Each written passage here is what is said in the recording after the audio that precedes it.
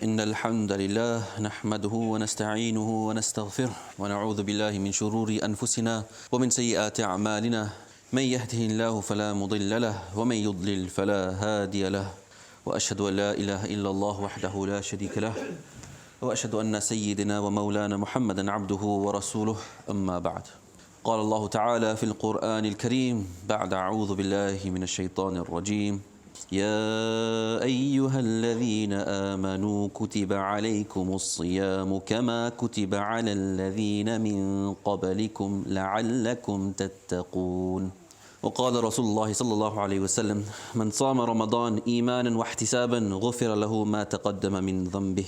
After praising Allah subhanahu wa ta'ala and sending peace and salutations upon our beloved Habib Muhammad sallallahu alayhi wa sallam, I greet you with the greetings of the Anbiya, the Prophets, the Malaika, the angels, and of Jannah, of paradise, of Assalamu alaikum wa rahmatullahi wa barakatuh. We are days away from the blessed month of Ramadan.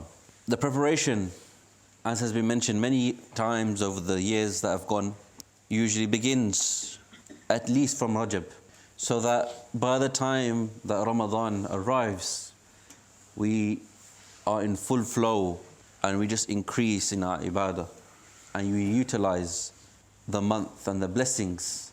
We extract as many blessings as we can from this blessed month.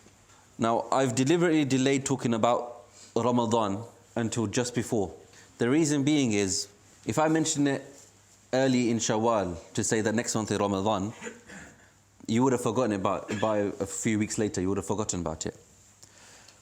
And also, a lot of people weren't fully into the Ramadan mode. But as we are literally days away, less than a week away from the month, a lot of us will now be in that mindset. Okay, I'm going to be fasting this weekend, I need to do my shopping accordingly, etc., etc. This is how many Qur'an I want to do, this is what I want to achieve. And so this is a good time to then solidify and grant extra motivation for the month of Ramadan. The first thing that I'll briefly mention about the month of Ramadan is known as the month in which the Qur'an was revealed, Laylatul Qadr. But it being the month of the Qur'an is important. In it, we are trying to reconnect with the Qur'an, re-establish a connection with the Qur'an. Or if you already have a connection, then it's to strengthen that, to upgrade it.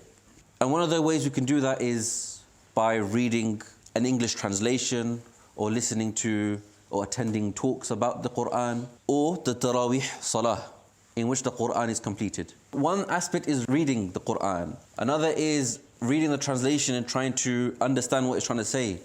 Another aspect is when you're walking, those ayat come to mind, that you reflect upon those ayat. And the other aspect is listening to the Qur'an and letting that sink into your heart. Whenever we do something, we have to ask, why are we doing that? Allah mentions in the Qur'an, Ya ayyuhalladhina amanu, O you who believe, kutiba alaykumus siyam. Fasting has been ordained, has been written for you. Kama kutiba ala alladhina min qablikum, as it was ordained and written for those nations before you. So it's not just exclusive to the Muslims, but before us.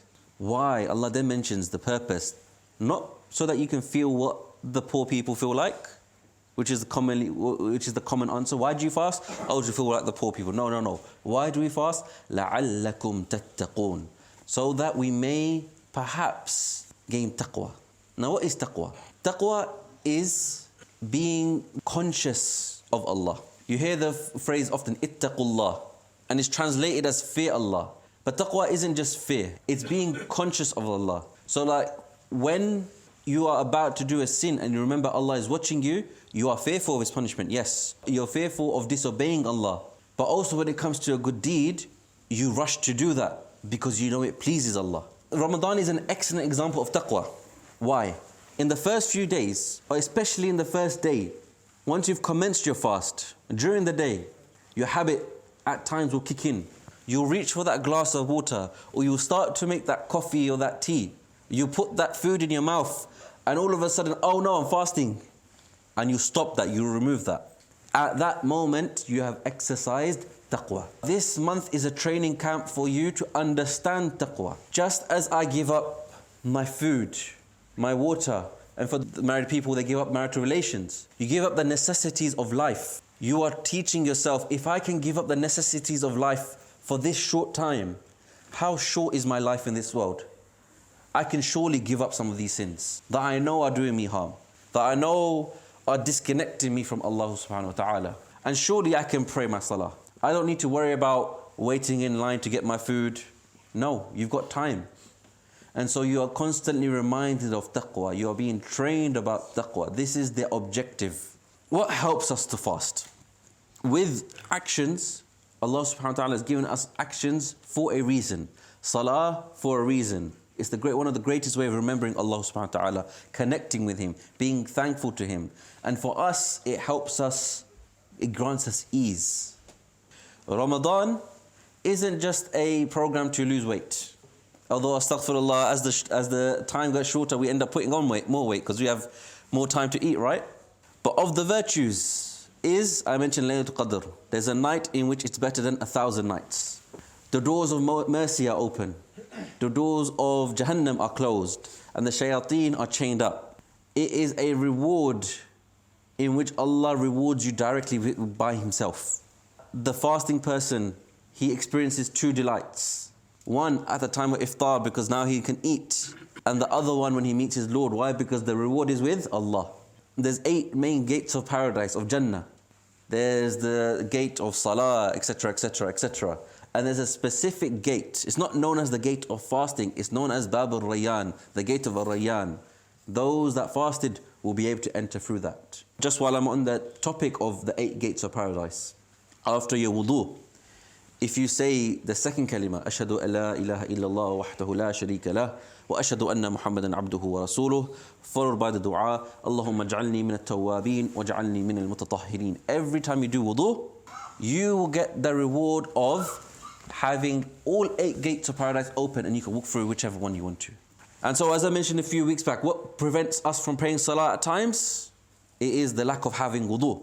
And the hadith mentions, Miftahul Jannah, salah. That the key of Jannah, the key for you to enter Jannah is salah. Wa miftahu salah. And what is the key for salah? Wudu. Wudu. Right? So try to put yourself in a state where you're constantly in wudu. Because when you're in wudu, salah time, okay, I don't have to go and do wudu. I don't have to be, it doesn't, I don't have to go out my way. I got wudu. I can read Quran. I'm on the train. Instead of me reading a newspaper, you know what? Let me read a few lines of ayat or pages of the Quran instead. Another thing is also whenever you go to the toilet, especially if you're working from home, this is even easier. Whenever you go to the toilet, whether it's salah time or not, add into after you've washed your hands with soap, add into the routine that you do wudu. This is also a month in which forgiveness is easily attained.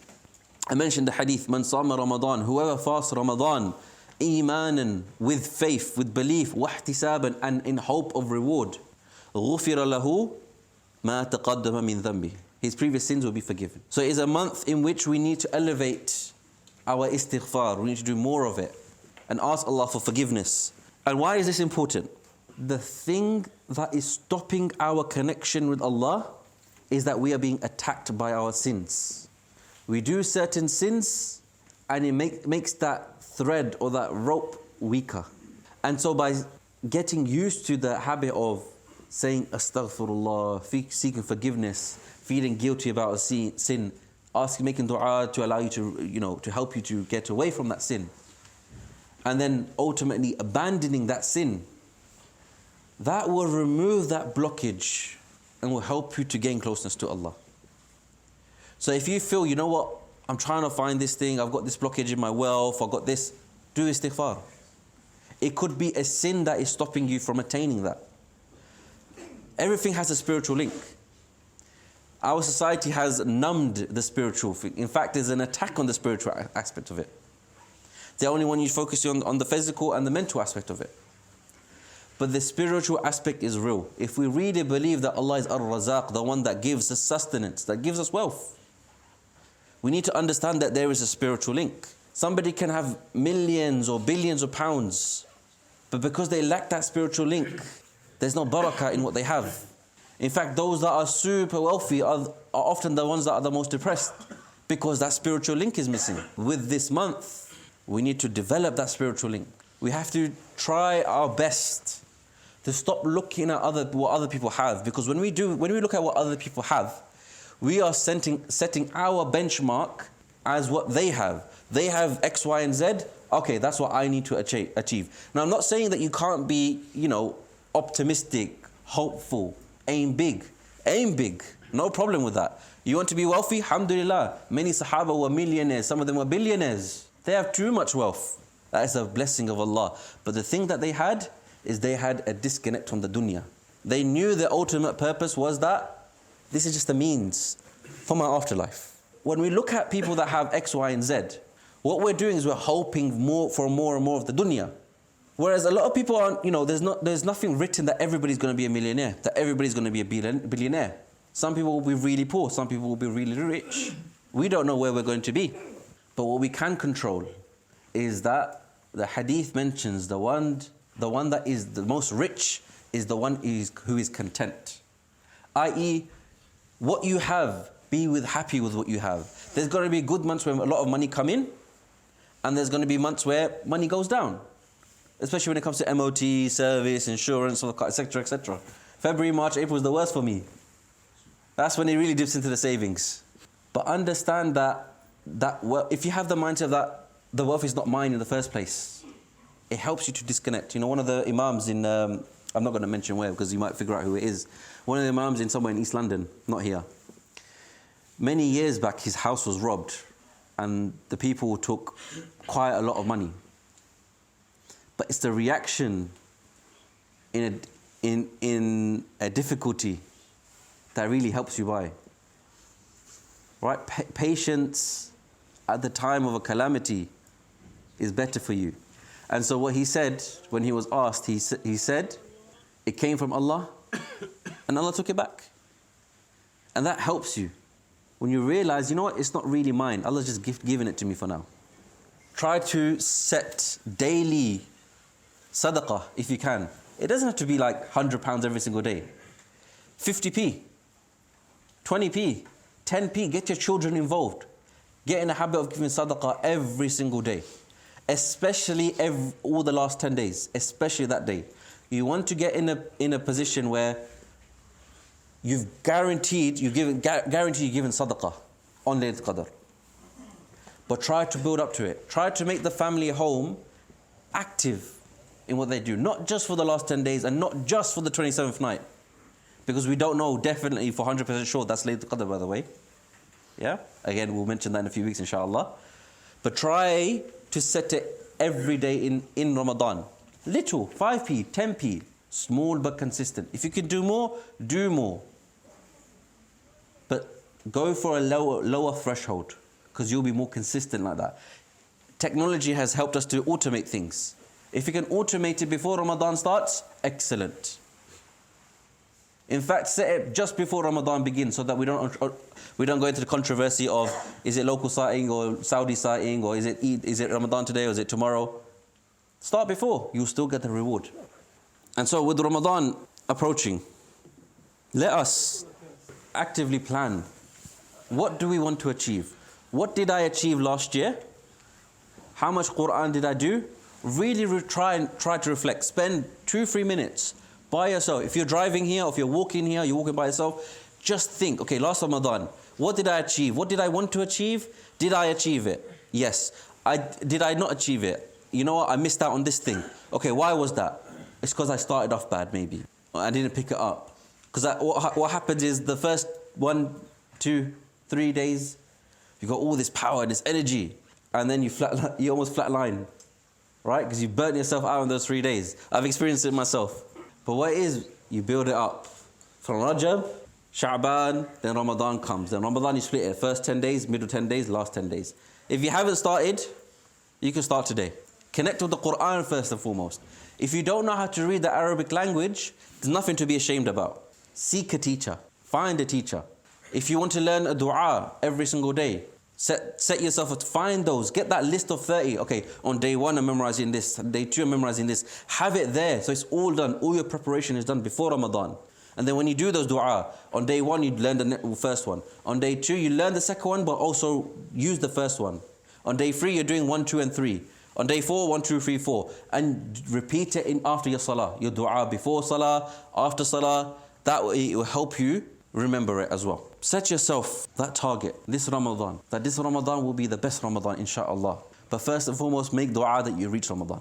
Right? There's no guarantee that we will walk home and return home today. So make that dua, make that connection with Allah. And remember why you are fasting. You are fasting to attain taqwa, to become more aware of Allah, that Allah is watching us. And you want to impress Allah.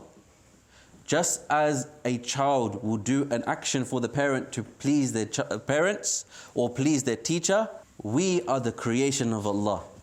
And so when you do a good action, do it to make Allah happy, to please Allah. And with that, inshallah, we end. May Allah subhanahu wa ta'ala allow us to reach Ramadan. May Allah grant us barakah in this month of Sha'ban. May Allah subhanahu wa ta'ala allow us to gain taqwa and be of the muttaqeen, to connect with the Quran, to be amongst those that elevate in our ibadah, whether it be sadaqah, dhikr, attachments to the masjid. Ameen. Wa akhiru da'wana. Alhamdulillahi Rabbil Alameen. الحمد لله المتوحد في الجلال وبالكمال الجمال تعظيما وتكبيرا المتفرد بتصريف الأحوال تقديرا وتدبيرا الذي نزل الفرقان على عبده ليكون للعالمين نذيرا وأشهد أن لا إله إلا الله وحده لا شريك له وأشهد أن محمدا عبده ورسوله صلى الله عليه وسلم وبعد. أيها المؤمنون، صيام رمضان هو ركن الرابع من أركان الإسلام، وقد فرضه الله تعالى لحكم عديدة. إن لهذا الشهر المبارك فضائل عظيمة وخصائص كثيرة. من فضائل رمضان أن الله أنزل فيه القرآن، كما قال الله تعالى: شهر رمضان الذي أنزل فيه القرآن هدى للناس وبينات من الهدى والفرقان. ومن فضائل رمضان أن أبواب الجنان في تفتح وأبواب النيران تغلق وأن الشياطين تصفد. قال رسول الله صلى الله عليه وسلم: إذا جاء رمضان فتحت أبواب الجنة وغلقت أبواب النار وصفدت الشياطين. فيا عباد الله، اتقوا الله وأطيعوه وبادروا في هذه الشهر الكريم بالتوبة والنصوح من جميع الذنوب وداء الفرائض كما أمر الله تعالى، والإكثار من نوافل العبادات من الصلوات والصدقات وقراءة القرآن وغيرها. اللهم بارك لنا في رجب وشعبان وبلغنا رمضان واجعلنا من الذين يدخلون في باب الريان. قلت ما سمعتموه واستغفر الله إنه هو الغفور الرحيم.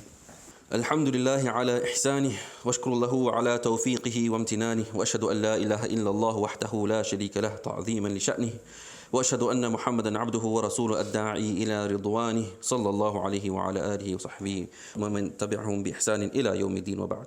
عباد الله، فأوصيكم ونفسي بتقوى الله عز وجل، واعلموا أن الله أمركم بالصلاة والسلام على نبيه الكريم، فقال: إن الله وملائكته يصلون على النبي يا أيها الذين آمنوا صلوا عليه وسلموا تسليما. اللهم صل على محمد وعلى آل محمد كما صليت على إبراهيم وعلى آل إبراهيم إنك حميد مجيد. اللهم بارك على محمد وعلى آل محمد كما باركت على إبراهيم وعلى آل إبراهيم إنك حميد مجيد. اللهم انصر إخواننا المستضعفين في كل مكان. اللهم أصلح أحوال المسلمين في كل مكان. اللهم انصر إخواننا المستضعفين في دينهم في سائر الأوطان. اللهم اغفر لنا ولوالدينا وأصلح نياتنا وذرياتنا. اللهم أسعد صدورنا بالإيمان، وأسعد قلوبنا بالقرآن، وأسعد أرواحنا باتباع سنة نبيك صلى الله عليه وسلم. اللهم إنا نعوذ من درك الشقاء وسوء القضاء وشماتة الأعداء. اللهم بارك لنا في رجب وشعبان وبلغنا رمضان. ربنا تقبل منا إنك أنت السميع العليم، وتب علينا إنك أنت التواب الرحيم. سبحان ربك رب العزة عما يصفون وسلام على المرسلين والحمد لله رب العالمين. وأقيموا الصلاة. الله أكبر.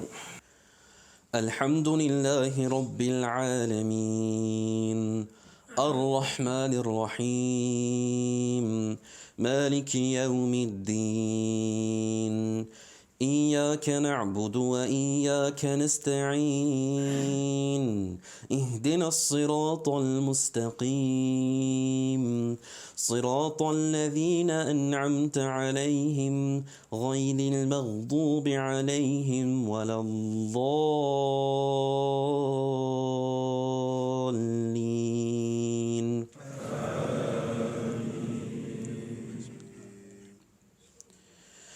سبح اسم ربك الأعلى الذي خلق فسوى والذي قدر فهدى والذي أخرج المرعى فجعله غثاء أحوى سنقرئك فلا تنسى إلا ما شاء الله إنه يعلم الجهر وما يخفى ونيسرك لليسرى فذكر إن نفعت الذكرى سيذكر من يخشى ويتجنبها الأشقى الذي يصلى النار الكبرى ثم لا يموت فيها ولا يحيا قد أفلح من تزكى وذكر اسم ربه فصلى بل تؤثرون الحياة الدنيا والآخرة خير وأبقى إن هذا لفي الصحف الأولى صحف إبراهيم وموسى. الله أكبر الله أكبر. الحمد لله رب العالمين الرحمن الرحيم مالك يوم الدين إياك نعبد وإياك نستعين اهدنا الصراط المستقيم صراط الذين أنعمت عليهم غير المغضوب عليهم ولا الضالين.